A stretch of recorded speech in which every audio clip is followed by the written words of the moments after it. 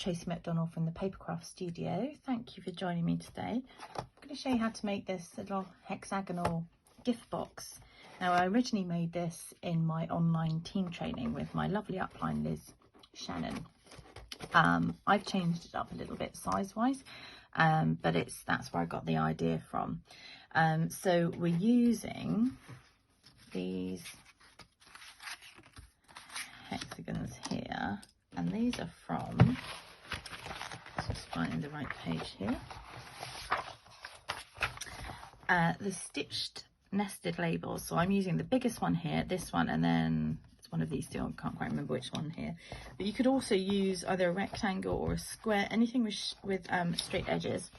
And then I've also just used this little piece here from the Forever Flourishing dies. Obviously if you didn't have that, it wouldn't matter, but it's mainly about the nested dies, and these are so lovely. They give a little stitched edging round. Now this is one of my projects in my monthly kits, so for anyone that doesn't know, you can order each month a kit from me for £10 plus postage and packing, and you'll get everything you need to make these 3 projects. This silly Tracy, I cut the paper the wrong way, so this is just my one. Everyone else who's got a kit will have your leaves going the right way. So you know, I just cut the paper wrong on this particular one, so I just thought rather than waste it, I'm just going to show you. So yeah, everything you need, and then you can stamp your own greeting on top. Okay, I'll go ahead and show you how to make this. So the 2 largest dies, you need a piece of Just Jade and Very Vanilla. The next one down is the one you cut your designer series paper out of, and then I've also got, which seems to have disappeared off my desk, oh here it is, this smaller one, which I'm going to stamp on in a bit. But I'll show you these other pieces as well. I've actually scored on 2 of them, so you need 2 of each of these. On the Just Jade, you need 2 pieces of cardstock, each that measure 6 3/4 inches by 2.5. And then on the Very Vanilla, these measure 6 7/8 by 2 inches, and I'll show you how to score them. I've gone ahead and scored one already, because you don't want to just sit here and watch me scoring lots of bits of cardstock. Okay, so on the Very Vanilla, along the long side, you want to score at 1.5, at 3, and 6 3/8, and then you turn it, and on the short side, you're going to score at 1/2 inch. And then on the Just Jade pieces, I don't know if you see on here, I've gone ahead and put a score line on already, and I used my stamping trimmer to do that, because on here it's got 1/16 of an inch, and on this one we've only got 1/8 of an inch, and I needed to do the first score line at 1 7/16, which is this tiny one just before the 1.5. So but I just prefer scoring on here on the whole, so I've already done that one on my scoring and cutting trimmer. I can think of the name of it. So this measures 1 7/16 of an inch, 2 7/8, and 6 1/4, and then you turn it onto the short side and score at 1/2 inch. So again, I've done that on both pieces. Let's get rid of my scoreboard. Okay, what we're going to do now is have both of these the same way round, so you can see here the score lines match up. I've got the short section here, then the long one, and then these 2 are the same. So you want these to stay the same way. You want this score line along the top, also on the same side, because what we need to do is attach them together. So this piece here, the bigger piece on the end, is going to attach to this smaller strip here. So it's going to go over the top and just join like that. So I'm going to put some glue on the little bit here. Oops, if I can. Actually, I'm not going to use glue. I'm going to use my new Stamping Seal Plus. And this is, so there's Stamping Seal, which is great for adding paper onto card. But Stamping Seal Plus is great for 3D projects. It's very strong. And both of them you can get refills for, which is great. So I'm going to go along and just pop that on there. And like I say, this edge here needs to line up with that edge there. Okay, so it's going to cover that small section just to join those two together, and make sure that you've got this score line continuing in the same direction. Okay, and then you're going to do the same with your very vanilla piece, so have them the same way round, and then this bigger piece here is going to overlap onto that one there. So again, let's just put some tape on there. I've gone over the edge, pull that in. You can use glue on here, obviously just hold it together while you're letting it dry. Okay, so there we go, that's now one long strip. So we'll carry on working on this one now we've got it. You can fold all the score lines here, and on each one I tend to just go over with a bone folder just to make sure it's got that crease. And this one will fold where you've attached those two pieces together. Just folding all of these, just sort of one on the end. And then this one's a little bit more tricky because this one that runs right along the bottom, you just need to fold up as you go, and then run along afterwards with your bone folder, or just something a bit that's going to keep it pressed down. Okay, same with this one. I'm just going to fold it quickly because you don't particularly need to see me folding them all.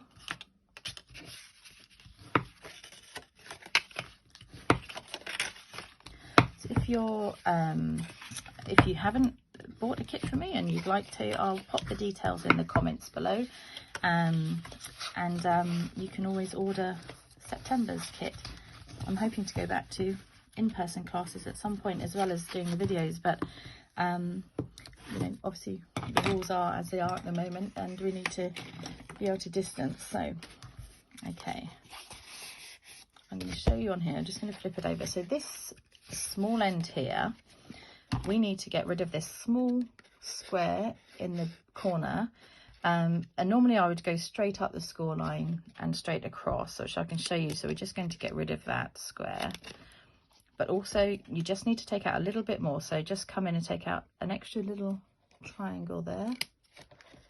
So you're just cutting it a bit of an angle like that. Okay, and then as you come along here, either side of each of these score lines here up to this one, you're just going to come and cut a little triangle either side of that score line. Okay, so the score line's straight up the middle, but you're going to come in and just go either side like that all the way along. This one will be tougher because it's got the double layer where we joined.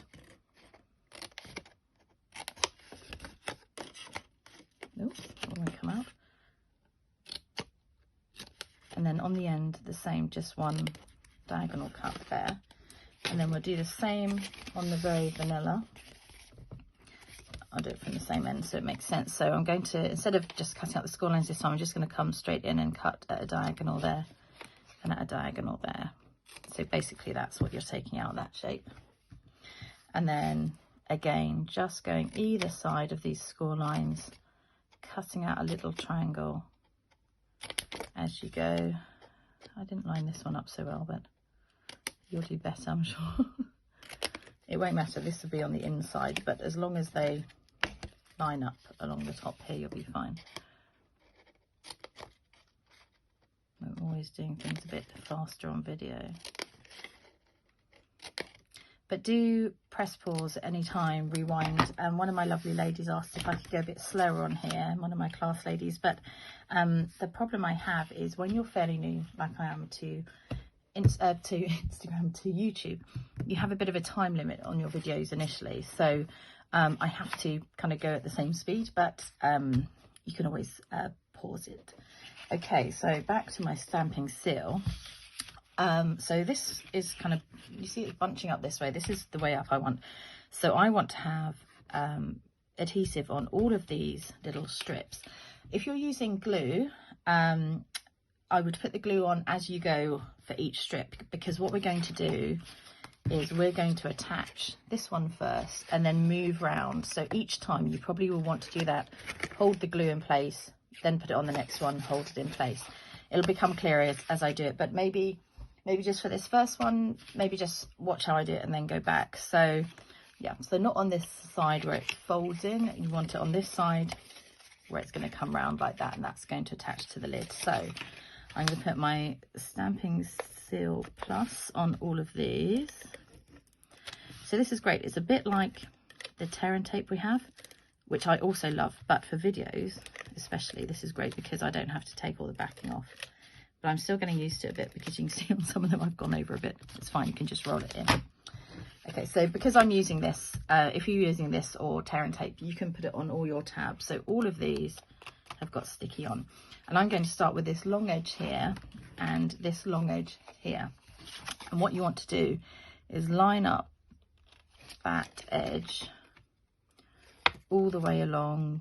We're going to start purposely on the very vanilla, okay? So all the way along, and you'll be able to see on the stitch shape, one side looks more stitched than the other. So make sure that's the side you've got showing. And then each time you just come round. So if you were using glue now, we could put a bit more on this tab, and then you're just going to feed that round and stick the next one down. And just keep going round like that. It's a little bit fiddly. So let me show you from the inside. You're just basically attaching the folds all the way around to this base. Okay, so again,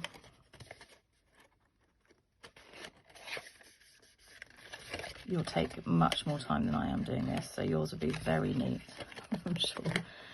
Mine have gone a little bit off there, never mind, it'll be fine. And then this one, you kind of need to tuck the end in and this little piece in as well. So mine's playing up a little bit there because I went a bit off. So just get it as straight as you can on all your edges. Okay, so that's basically what you're ending up with. Flip it over and get something that you can just push down all those edges just to make sure they're going to stay in place. Now, the reason we did the lid first was because this perfectly fits. Believe it or not, you wouldn't know it from my little effort here, but this perfectly fits the size of these edges. Now, because it's a box, obviously the inside has to be slightly smaller in order to go in and out. So when you come to attach the base, it won't fit as snugly as this, and I'll show you what to do there. But what you can do, so we'll go ahead and I'll go ahead and put the adhesive on here again. Today it's really, really hot and I had my window open, but when I was filming one of my videos, it was a combine harvester in the field next door, and so it's lovely living in the country, but actually it's not great for videos. So this time what we're going to do is attach the ends together. So I'm just, this one's got the tape on, I'm just pulling this straight edge round there just to make that hexagonal shape. And then we're going to sit it in the lid. Don't put one end in too far because otherwise it won't go in, but have it kind of level and then it will just slide in. And what's going to happen here, it just makes sure that we know we've got the shape that's going to fit. So as we fold these down, they will kind of stick to you a bit. It will form the right shape. Without that, it can, you know, kind of wiggle around a bit. So that's kind of what we're looking for there. Doesn't matter if they don't all stick to each other, but I just wanted to show you this way up as well, because like I said, this will have some overhang now when we finish. So on this one I had to go around and trim a bit. So have the dots showing. I mean, really nobody's going to look at the bottom of the box, but you want to get it as central as you can to these points. Like I say, it will hang over a bit. If I do mine, and then I can show you what I mean. And again, doing it on video is not the easiest thing, but it doesn't matter if you don't get it spot on. But okay, this is going to be close enough for now. So I've got that kind of on. I'm going to take it off. Can you see here? I've got a lip all the way around the bottom here because it's slightly too big. Like I say, we have to cut these sides a bit smaller to go in the box. So push these down, make sure if you're using glue that they're dry. And then all I did was come along and just snip off the excess. Only if you're really good and get it lined up perfectly and you've got equal excess all the way around, you might want to leave it on there. But this was the easiest way I found. And then it's a nice neat base. Nobody's going to flip it over and go, oh, there's dots on this side and not on this side. That's just how I stuck it. So perfect. And then you know your lid is going to fit like that. Here we go. So very easy to decorate. This one is just going to go on. You could stick it flat, but I'm going to pop some dimensionals on. So one in each of the points and just a couple along the edges here just to keep it up where we need it to be, and then pull the backings off.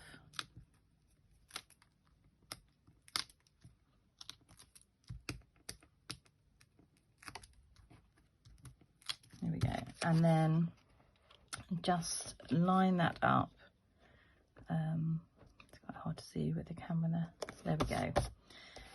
Kind of centralize that. With the happy birthday, I can't remember if I've shown you this already, but if not, I've used, here's a card stamp set. I love the size of this birthday stamp, and I'm forever looking for these. You know, when I look in the new catalogue, I always get myself a really good birthday stamp. So you've made my day, congratulations, hello there. You know, there's lots of good things in there, so that's a good one to have in your stash. I'm using Pretty Peacock ink. You could of course coordinate it all, but I wanted to use these. I've cut one of the leaves in Pretty Peacock and one in Just Jade, so I just thought I'd use the Pretty Peacock to tie this in as well. So make sure that's inked up. You can use whatever stamp you have. You could do a thank you, whatever you fancy. Oh, there's something coming to my door now. Sorry, the doorbell's going to go. Oh, maybe not. Okay. Dimensionals on the back of here as well. I just wanted to lift this up. And with the leaves, I wanted to have, oops, can't pick that one up. One here, and then I couldn't arrange this one to have it where I wanted, so I ended up chopping it in two and having two bits. And because it's underneath, nobody knows if it's meant to be like that or not. So you can attach it with glue or glue dots. I'm just going to grab my glue dots for speed. Here, just a couple under one or two of the little sprigs here. So maybe about there. Whoops. I think in the heat, the glue dots are kind of melting a bit. Okay, flip these two over. Let's pop that one down. Ooh, that one. I'm just going to pick it up with this. So, which way around do I want it? I don't think it really matters too much. Actually, I might leave that one to pop under when I've actually stuck the other bit down. This one down here. They're not playing ball today, are they? I'm just going to offset that one down here. Take my backings off of the dimensionals to get this one in place. So kind of central-ish. Might come over a bit. And then this one I'm going to tuck underneath up here. There we go. And then with the ribbon, I use coordinating ribbon. This is Just Jade, and you need about 8 inches, quite a lot of ribbon. It looks great if you tie it all the way around. That looks really pretty, but because I'm sending these out in kits, obviously that's an awful lot of ribbon to use. So I'm just going to pop a little bow here, and I'm just going to do a bunny ears bow. So basically 2 loops here, like this. You can see them as loops, and then literally just tie them together in a knot, and that creates your little bow. And then just hold it in the center and just pull the ends until you get the size that you want, or a little bit smaller, and then pull the loops again, and you'll get quite a nice bow. And then you're just going to, whoops, trim the ends. You can do that after you've stuck it on if you want to, and just pop that on with a glue dot or some glue just to finish off your little box. And there you have it, little happy birthday gift box. See you soon, bye.